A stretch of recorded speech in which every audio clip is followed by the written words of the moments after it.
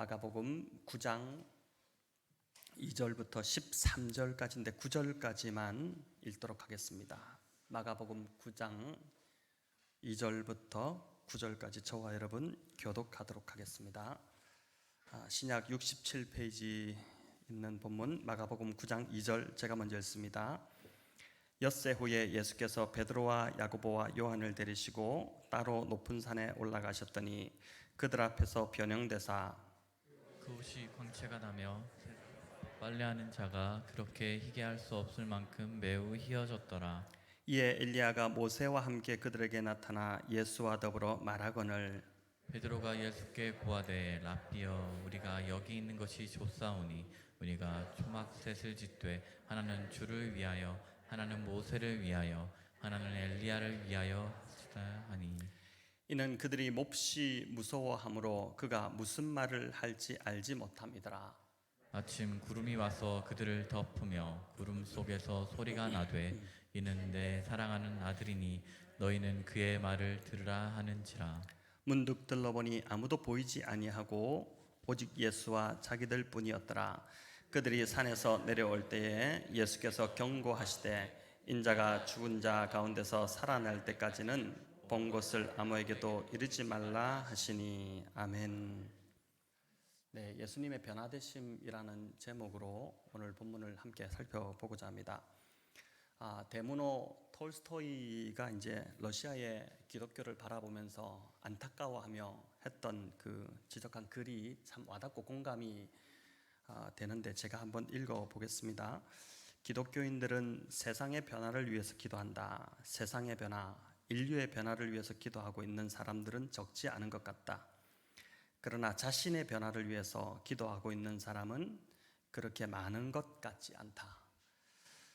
세상의 변화를 위한 기도, 다른 사람을 위한 중보기도, 이런 기도가 참 중요한 기도이기는 하지만 그러나 우리가 우선적으로 해야 할 기도는 변하지 않는 나 자신, 이 나 자신을 바라보며 애통해하며 부르짖는 기도가 나와야 한다는 것입니다. 진정한 변화는 밖으로부터가 아니라 안으로부터 시작되는 것이고 또 다른 사람이 아닌 바로 나 자신으로부터 시작되어야 한다는 것이죠. 나를 먼저 돌아보는 것, 이것이 우리 주님께서 산상수훈에서도 우리에게 알려주신 가르침이기도 합니다. 코로나가 길어지면서 가정에서 아이들과 함께 보내는 시간이 많으셨을 것입니다. 아마 다들 힘드셨을 텐데 그러다 보니 아이들이 자연스럽게 스마트폰에 노출되는 시간들이 많았는데 저희 가정만 보더라도 신기한 건 저와 아내가 TV나 스마트폰을 끄고 이제 대화를 하거나 책을 읽기 시작하면 아이들도 스마트폰을 덜 보게 되더라는 것입니다. 아이들의 변화를 요구하기에 앞서서 부모인 우리들이 이제 먼저 변하면 아이들은 자연스럽게 따라오는 것이죠. 오늘 예수님께서 산에서 그 모습이 변형되시는 이제 그 내용인데 정작 변해야 될 자들은 이제 제자들이었는데 전혀 문제가 없으신 우리 주님께서 먼저 변형되심으로 제자들도 이 주님처럼 변화되도록 그렇게 이끄신 것입니다. 지난주 살펴본 대로 십자가를 지금 앞두고서도 제자들은 여전히 예수님의 실체를 알아보지 못했습니다.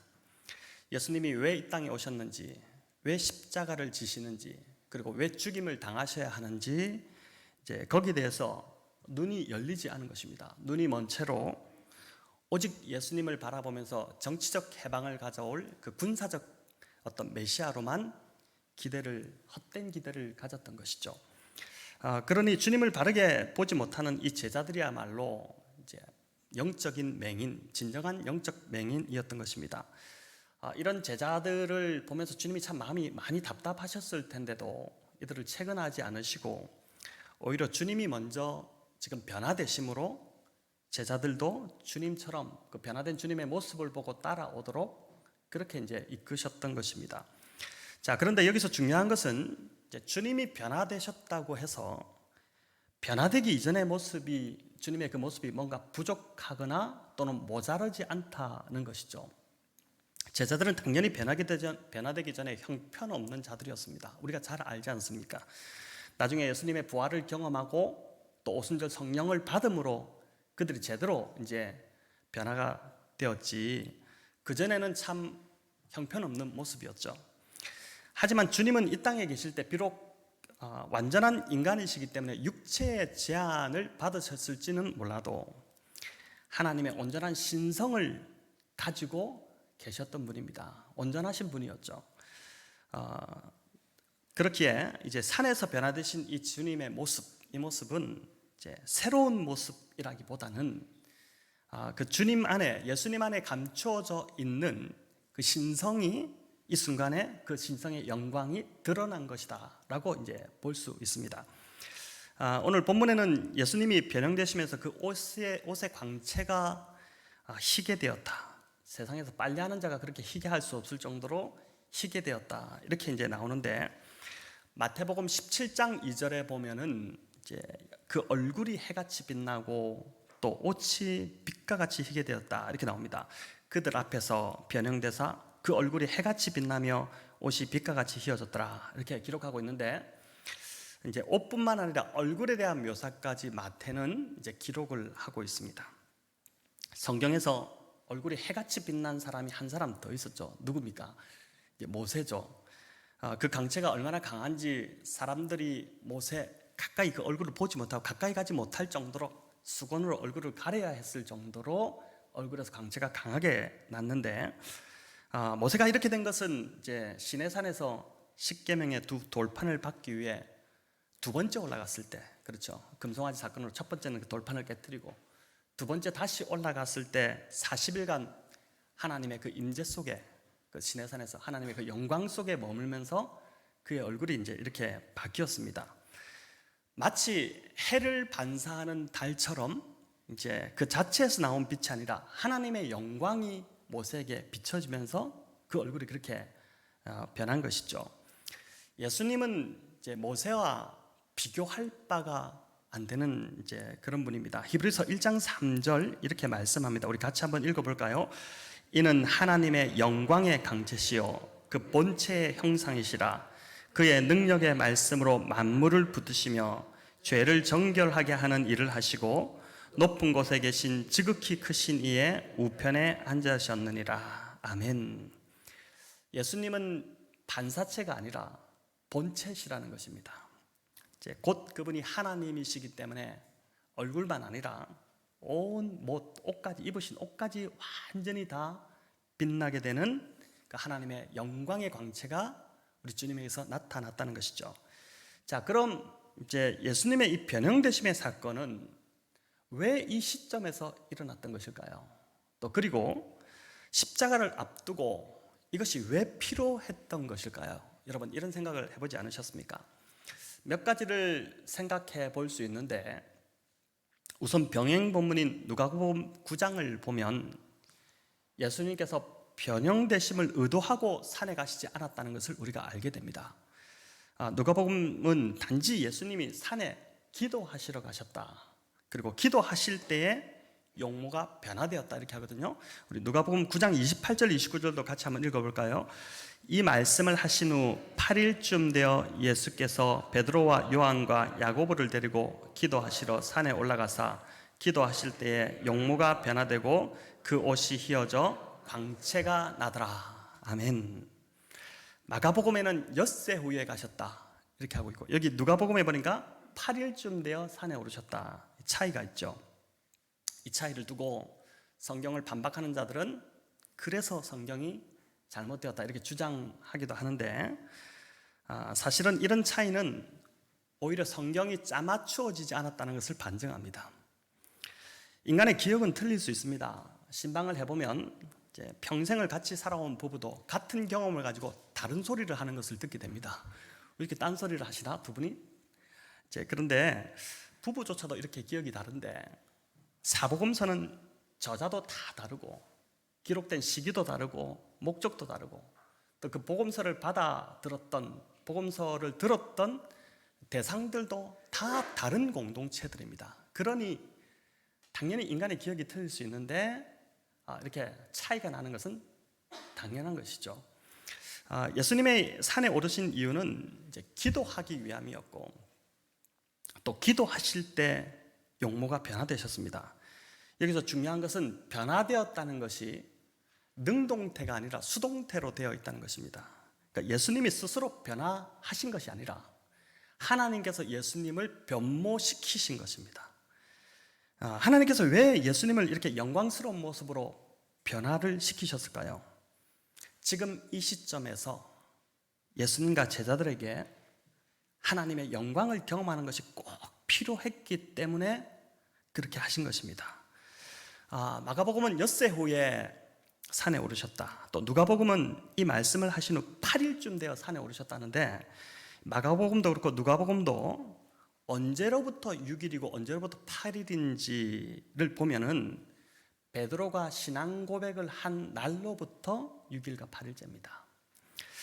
여러분, 지난주에 우리가 베드로가 신앙 고백을 하는 그 장면을 다루었는데, 베드로가 신앙 고백을 한 이후 바로 주님께서 십자가를 지실 것, 그리고 죽으실 것을, 부활하실 것을 말씀하셨습니다. 이 말에 베드로가 항변했죠. 이제 예수님을 꾸짖었습니다. 그러다가 베드로가 사단 소리를 듣지 않습니까? 사단아, 내 뒤로 물러가라, 이렇게 이제 말을 하죠. 그러시면서 주님이 말씀하신 것은 누구든지 나를 따라오려거든 자기를 부인하고 자기 십자가를 지고 나를 따를 것이니라, 그 말씀을 하셨습니다. 예수님은 지금 제자들을 보면서 지금은 이들이 참 연약하지만 그러나 언젠가는 십자가의 길을 갈 것을 알고 계셨습니다. 또 당신이 이제 곧 십자가를 지실 것이기 때문에 이 십자가의 길이 얼마나 힘든 길인지도 우리 주님이 알고 계셨습니다. 그렇기 때문에 이 길은 인간의 힘으로 절대 갈 수 없는 길입니다. 하나님의 성령이 부어져야지만이 갈 수 있는 길이고, 또 하늘의 영광을 맛보아야지만이 갈 수 있는 길이 바로 십자가의 길입니다. 스데반은 예수님을 전하다가 돌에 맞아 죽는 그 순교의 직전에 무엇을 봅니까? 하늘의 영광을 보게 되죠. 하늘이 열리면서 우리 예수님께서 하나님 보좌 우편에서 앉아 계신 것과 일어서신 모습, 그 스데반을 쳐다보시는 그 하늘의 놀라운 영광을 보게 됩니다. 그 자리에 수많은 사람들이 있었지만은 그 하늘의 영광을 본 자는 스데반 오직 한 명밖에 없었습니다. 스데반이 왜 그 영광을 보여주셨을까? 이제 그 영광을 보았기 때문에 스데반이 그 힘든 순교를 감당할 수 있었던 것이죠. 오늘도 보면은 이슬람권에서는 우리가 이제 잘 알지 못해서 그렇지 알려지지 않은 하나님의 이 영광을 보여주는 일들이 종종 일어나고 있다고 합니다. 왜 그럴까요? 바로 그 땅이 순교의 땅이기 때문에, 복음을 전하다가 죽는 일이 다반사로 일어나는 곳이기 때문에 하나님께서 그들에게 그런 영광을 보여주시는 것이죠. 하나님께서는 변화산에서 하나님의 영광을 보여주신 이 일은 이제 곧 십자가를 지시게 될 주님을 위해서이고, 또 앞으로 주님을 따라 십자가의 길을 걸어갈 이 베드로와 요한과 야고보, 또 이 제자들을 위해서 그들이 이 영광을 보고, 오늘 경험하는 이 영광을 보고 끝까지 고난의 길을 잘 감당하고 아버지의 뜻에 순종할 힘을 얻으라고 바로 이 영광을 보여주신 것입니다. 저와 여러분에게도 하나님께서 성령의 특별한 은혜를 부어주실 때가 있습니다. 개인적으로 또는 공동체적으로 저와 여러분이 감당해야 할 그 시련이 닥쳐올 때 미리 은혜를 부어주시는 것입니다. 그런 은혜가 없으면 그런 시험이 닥쳐올 때 쉬이 넘어질 수 있기 때문에 미리 하나님께서 우리를 단단히 세워 놓으시는 것입니다. 예수님의 변화되신 이 모습은 장차 부활하신 후에 예수님의 모습입니다. 무덤에서 3일 만에 부활하시고 나오셨을 때 변화된 모습, 그 모습이 변화산에서 보여진 모습입니다. 제자들도 장차 이런 영광스러운 몸을 입게 될 것이라는 소망을 주는 그러한 말씀이죠. 주님이 가신 그 십자가의 길을 가는 것이 너무나도 힘들겠지만은 결국은 이런 영광의 몸으로 변화될 것이기 때문에 이 모습을 보고 너희가 힘을 내서 십자가의 길을 잘 걸어가라. 그것 때문에 예수님의 그 변화된 모습을 제자들에게 보여주신 것입니다. 베드로가 후에 십자가를 거꾸로 지고 순교를 하게 되는데 이렇게 할 수 있었던 것도 바로 이 변화선에서 주님이 보여주신 그 변화된 몸, 그 영광스러운 몸으로 자신도 반드시 부활할 것이라는 그 믿음이 생겼기 때문에 그 믿음으로 그가 이러한 순교를 감당할 수 있었던 것이죠. 우리가 보통 이제 사진을 찍는 이유는 행복했던 그 순간을 담아서 좀 간직하기 위함이고, 또 인생을 살다가 어떻습니까? 저도 한 번씩 스마트폰에 있는 사진들을, 이전 사진들을 이렇게 보는데 그 사진을 꺼내서 이제 행복했던 그 순간을 떠올리며 또 힘을 얻고 다시 좀 잘 일어서자, 잘 가보자, 이런 이제 일이지 않습니까? 베드로와 제자들에게 변화산의 기억은 일종의 한 장의 사진과 같았습니다. 또 한편의 동영상과 같았습니다. 참 잊을 수 없는 기억이었는데 그것도 과거의 추억이 아닌 앞으로 미래에 일어날 일을 미리 맛본 것입니다. 그렇지 않습니까? 그렇기 때문에 이것은 더 확실한 소망으로 다가왔던 것이죠. 우리의 몸이 영광스럽게 변화될 것이라는 이 소망이 없다면 인생은 굉장히 허무할 것 같다는 생각이 들지 않습니까? 나이가 들수록 더 그럴 것입니다. 이번 주 이상하게 문득 더 그런 생각이 제가 들었습니다. 그래서 예수님을 모르고 복음이 없이 살아가는 자들이 가장 불쌍한 자들입니다. 저와 여러분 나이 들수록 이제 주님처럼 변화될 몸을 더 기대하고 기도하며 기다리면 좋겠습니다. 이 소망이 점점 더 강해지시기를 축원합니다. 그럴 때 우리가 나이 들어도 늙어가도 또 건강이 점점 약화되어도 그리고 사랑하는 사람들이 점점 더 내 곁을 떠나가도 그리고 내가 가진 것들이 점점 내 손에서 다 빠져나가도 두렵거나 외롭거나 그렇게 되지 않을 것입니다. 우리는 반드시 저와 여러분은 주님처럼 영광스러운 몸으로 변화될 것입니다. 여러분 이 소망을 꼭 붙드시기 바랍니다. 본문에서 중요한 것은 이런 하나님의 영광을 예수님과 제자들이 언제 경험했냐면은 기도할 때 경험했다는 것입니다. 오늘 본문 9장 2절은 주님께서 기도하시기 위해 높은 산에 오르셨다 이렇게 하죠. 낮은 산이 아니라 높은 산입니다. 이것은 물리적 높고 낮음을 넘어서 하나님과 더 가까워지려는 마음이고 또 그러한 노력인 것이죠. 여러분 이런 노력이 신앙생활을 하면서 저와 여러분 안에 있어야 될 그러한 노력이지 않겠습니까? 이를 위해서는 바쁜 일상을 좀 주기적으로 끊고 그 자리를 떠나서 기도의 자리로 좀 나아가는 것이 필요합니다. 지난 한 주를 좀 돌아보십시오. 뭔가 모르게 바쁘게 살았습니다. 보람차게 사는 것 같지만은 돌아보니까 주님 앞에 머무는 시간이 거의 없었다는 것을 여러분 보게 될 것입니다. 어떤 분은 차를 운전하다가 갑자기 운전하던 중에 성령의 강한 임재를 경험하고 막 그 자리에서 통곡하고 회개하고 선교지로 떠난 분이 있습니다. 이분이 의사인데 이 경우는 아주 예외적인 경우입니다. 제가 이분을 잘 아는데 이렇게까지 하지 않으면 절대로 변화되지 않을 강성이기 때문에 하나님께서 특별한 방법으로 역사를 하신 것입니다. 그러나 대부분은 오늘 이 본문의 주님처럼 기도하는 자리에서 이런 변화를 경험하게 됩니다. 여러분 기도하는 자리에 나아가면 통회하는 마음이 부어지고 그리고 자신이 죄인인 것이 깨달아지고 내가 얼마나 지금 잘못 살고 있는지를 보게 하시고 그러면서 하나님의 그 따뜻하고 깊은 사랑이 느껴지면서 성령의 충만함이 부어지는 것이지 않습니까? 7절에 보니까 구름이 와서 덮으며 하나님의 음성이 들립니다. 7절 우리 같이 읽어보겠습니다. 마침 구름이 와서 그들을 덮으며 구름 속에서 소리가 나되 이는 내 사랑하는 아들이니 너희는 그의 말을 들으라 하는지라.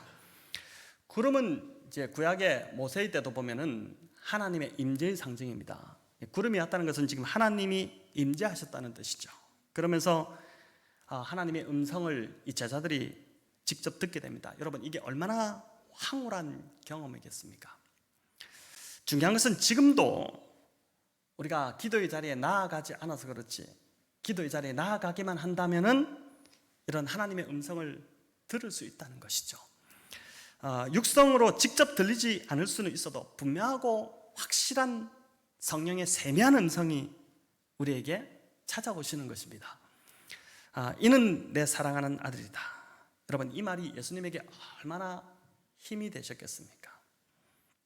이 말은 또한 저와 여러분에게도 더 없는 위로가 될 것입니다. 아마 예수님을 인격적으로 처음 만나셨을 때 떠올려 보시면 대부분이 다 내가 너를 사랑한다, 이 음성을 듣고 펑펑 울고 회개했던 그런 기억이 있으실 것입니다. 하나님께서 나를 사랑하신다는 그 음성이 들릴 때, 그 사랑을 경험할 때 비로소 여러분 내 안에 변화가 시작되는 것이죠.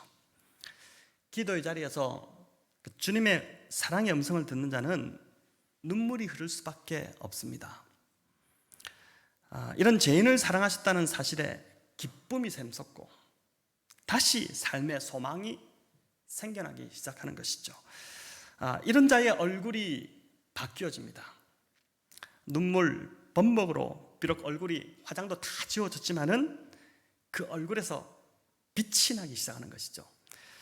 또 찬양을 부를 때도 눈을 감고 하나님을 예배하는 그 얼굴이 보면 막 천사의 얼굴로 바뀝니다. 그렇게 환하게 밝을 수가 없는 것이죠.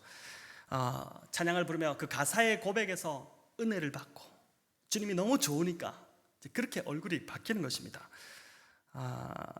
저와 여러분 안에 이런 예배에 대한 사모함이 좀 계속해서 부어지기를 간절히 바랍니다. 그래서 우리의 얼굴이 점점 바뀌어야 됩니다. 여러분, 심술궂은 그런 것들이 좀 빠져야 되고, 또 표독스러움이 빠져야 되고, 정말 점점 더 밝아지고 맑아지고 부드러워지고, 그래서 영적 사춘기를 좀 빨리 좀 끝내고 성숙함으로 나아가야 되는 것이죠. 105세 교회를 이제 오늘 권사님 기도하시면서도 3년 이렇게 말씀하신 3년 전 말씀하시는데, 3년 전 이곳에 개척을 이제 시작하며 저희 부부가 그냥 이야기 나누고 꿈꾸었던 그 꿈이 있었습니다. 이 지역에 무너진 예배가 회복되는 꿈이었습니다. 주일 예배와 금요기대 이런 예배들에서 하나님의 임재가 너무 강해서 예배가 끝나도 사람들이 그 자리를 떠나고 싶지 않은, 계속해서 더 머물면서 그 임재를 느끼고 싶은 그런 예배가 일어나기를 저희가 참 꿈을 꾸었습니다. 물론 이 꿈은 여전히 변함이 없고 지금 조금씩 이루어지고 있다고 믿습니다. 저는 주일 예배에 이제 천사의 얼굴들이 점점 더 많아지기를 기도합니다. 오늘 주님과 제자들처럼 높은 산 그 기도의 자리에서, 이 자리가 결국은 우리 이 주일 예배 자리고 또 기도하는 자리고, 금요 기도에 이제 곧 또 지금 클럽 확진자가 또 많아지면서 이게 조금 더 고민이 되고 걱정이 되지만, 그러나 곧 또 기도회를 우리가 시작하려고 하는데, 그런 기도 자리에서 이제 결국은 우리가 하나님에게 충만한 임재를 경험하는 것이죠. 여러분, 더 자주 이런 은혜, 이런 하나님의 영광, 하나님의 음성을 경험하시기를 바랍니다. 우리가 그날에 반드시 변화할 것이지만은, 여러분, 갑작스럽게 사람이 변하면 주변 사람들이 감당이 안 되는 것처럼 그날에 엉망으로 살다가 갑자기 이렇지는 않을 것 같습니다. 점진적으로 우리가 변화되어 갈 것입니다. 그래야지 이상하지 않습니다. 저와 여러분 잘 변화되어야 합니다. 신앙 여정 가는 동안 이상한 쪽으로 변화되지 마시고 제대로 주님처럼 변화되어서 마지막에 주님을 만나시기를 바랍니다. 이는 내 사랑하는 아들이니, 하늘에서 들린 이 음성은 예수님이 요한에게 세례를 받으시고 요단강에서 올라오실 때 똑같이 우리 하나님께서 들려주셨던 음성입니다.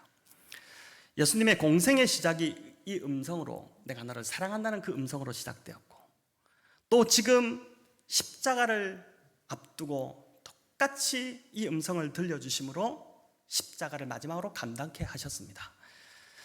저와 여러분이 들어야 할 음성도 바로 이 음성입니다. 내가 너를 사랑한다는 이 음성을 들어야지 우리가 주님 따라 그 십자가의 길을 걸어갈 수 있습니다. 주님 따라가는 이 길이 결코 쉽지 않은 고난의 길입니다. 어떻습니까? 신앙생활 하면 할수록 더 어렵다는 생각이 들지 않습니까? 이전에 뭐 모를 때는 그냥 재밌었는데 더 하나님께 가까이 나아갈수록 이 길이 진짜 고난의 길이구나, 이거를 여러분 느끼지 않습니까? 너는 내가 사랑하는 아들이다, 사랑하는 딸이다, 내가 너를 사랑한다. 여러분, 이 음성이 자주 들려와야 저 여러분도 십자가의 길을 잘 걸어가게 될 것입니다. 문제는 이 영광스러운 자리에서 베드로와 요한과 야고보가 졸고 있었다는 것입니다. 오늘 이 마가복음에는 나오지 않지만 누가복음에 보니까 우리 같이 한번 읽어볼까요? 영광 중에 나타나서 장차 예수께서 예루살렘에서 별세하실 것을 말씀하실 때 베드로와 및 함께 있는 자들이 깊이 졸다가 온전히 깨어나 예수의 영광과 및 함께 선 두 사람을 보더니, 이 중요한 순간에 제자들이 졸았습니다. 그것도 깊이 졸았다, 이렇게 기록하고 있죠. 이들이 보니까 조는 것이 특기입니다. 심지어 겟세마네 동산에도 몇 번을 졸았습니다. 3번씩이나 졸았습니다. 십자가를 지금 바로 앞두고 기도하시는 주님, 바로 지척에 있는데 3번씩이나 졸고 있었습니다. 거의 자는 수준이었지 않습니까? 여러분, 그런데 이게 은근히 우리에게 위로가 되지 않습니까? 제가 이 본문을 보다가 느낀 것은 졸더라도 기도의 자리, 예배의 자리에서 나와서 조는 게 복이구나. 네, 아멘이 나왔습니다. 여러분, 새벽 기도도 그렇고 금요 기도에도 얼마나 피곤합니까? 많이 졸리죠. 어떤 분은 새벽 기도 시간에 졸린 눈을 비비며 하나님 앞에 나와 앉아 있기만 해도 인생은 진보한다, 이렇게 말씀하시는데 진짜 맞는 말인 것 같습니다. 이 제자들처럼 졸다가 어느 날 하나님의 영광을 보고 눈뜨게 되는 것이죠. 그래서 어쨌든 간에 예배의 자리로 나와야 되고 기도의 자리로 나와야 됩니다. 하나님이 이곳에 계시기 때문에, 임재하시기 때문에 그 자리에 졸더라도 나와서 졸아야 된다는 것이죠. 이들이 졸다가 정신을 차려보니까 모세와 엘리야가 나타나 예수님과 이야기하고 있는 것을 보게 되었습니다. 제자들이 모세와 엘리야를 어떻게 알아보았을까요? 또 한 가지 궁금한 것은 여기 그 많은 믿음의 조상들 중에 왜 하필 모세와 엘리야였을까? 오히려 아브라함은 왜 나타나지 않았을까? 이런 생각이 들지 않습니까? 모세는 율법의 대표이고 엘리야는 선지자의 대표입니다. 율법과 선지서, 이게 구약이죠. 바울은 갈라디아서에서 율법을 가리켜서 뭐라고 말했냐면은 율법은 그리스도에게 인도하는 몽학 선생이다, 이렇게 했죠. 율법의 역할은 뭐냐면 죄를 깨닫게 하는 역할입니다. 그러니까 율법이란 옳고 그름의 잣대, 그 기준이 없으면 죄를 짓고도 이게 죄인지 모르지 않습니까? 그 기준이, 율법의 기준이 분명히 있기 때문에 내가 죄를 범했다는 것을 알게 되죠. 하지만 율법은 그 죄를 해결할 능력은 없습니다. 오직 예수 그리스도만이, 우리 주님만이 이 죄를 해결할 능력이 있는 것이죠. 그런 의미로 율법이 우리를 그리스도께 인도하는 몽학 선생이라는 말입니다. 선지서는 선지자들의 예언을 모아놓은 말씀입니다. 이사야, 예레미야, 에스겔, 또 소선지서들, 이 모든 선지서들의 핵심 초점은 뭐냐면, 이 예언의 초점은 바로 오실 그리스도입니다. 예수 그리스도에 대한 예언인 것이죠. 예수님이 변형되시는 이 자리에 모세와 엘리야가 나타난 것은 구약의 이 율법과 선지서가 예언한 그 예수님이 지금 여기 계신 이분이니까 그 예수님을 바라보라는 것이죠. 모세와 엘리야는 위대한 하나님의 사람들이지만은 이들은 그저 조연에 불과합니다. 주연은 누구입니까? 우리 주님이십니다. 예수 그리스도인 것이죠. 구름이 와서 소리가 나고 그 후에 제자들이 보니까 아무도 보이지 않았습니다. 마치 구름이 없어지니까 함께 사라져 버렸죠. 예수님과 제자들 뿐이었는데 모세와 엘리야는 말 그대로 예수님을 증거하러 왔던 자들이기 때문에 예수님이 오셨으니까 이제 더 이상 사라져야 되는 것이 마땅한 것입니다. 또 예수님이 오셨기 때문에 율법과 선지서도 이제 더 이상 예수님을 증거할 그러한 필요가 없는 것이죠.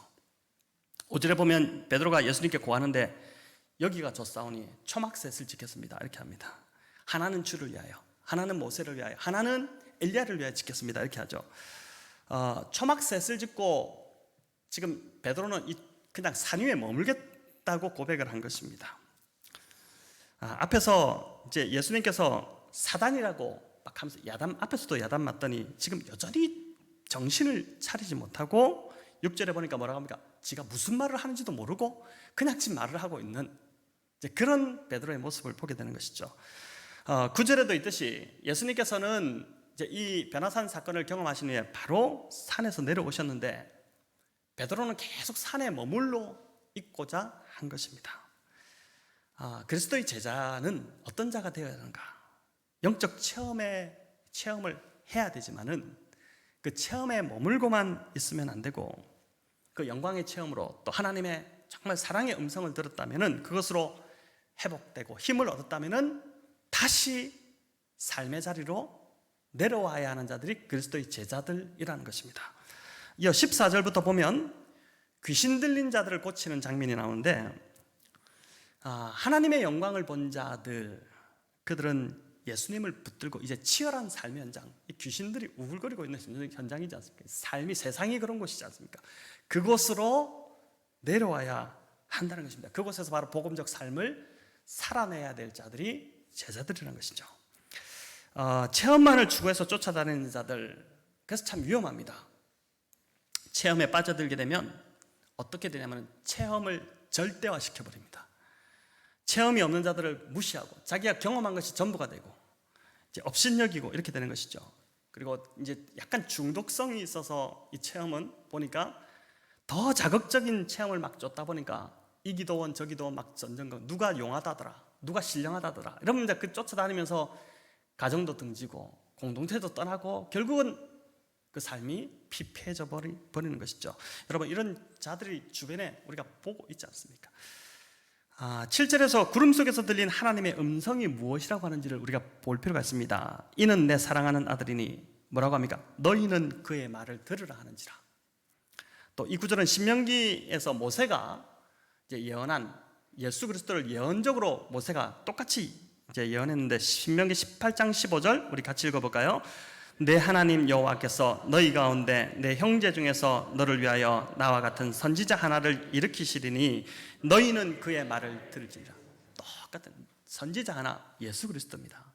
모세가 너희는 그의 말을 들을지니라. 이미 1500년 전에, 예수님보다 1500년 전에 이 말을 했다는 것입니다. 황홀한 체험이 아니라 하나님 말씀이 중심이 되어야 한다는 것이죠.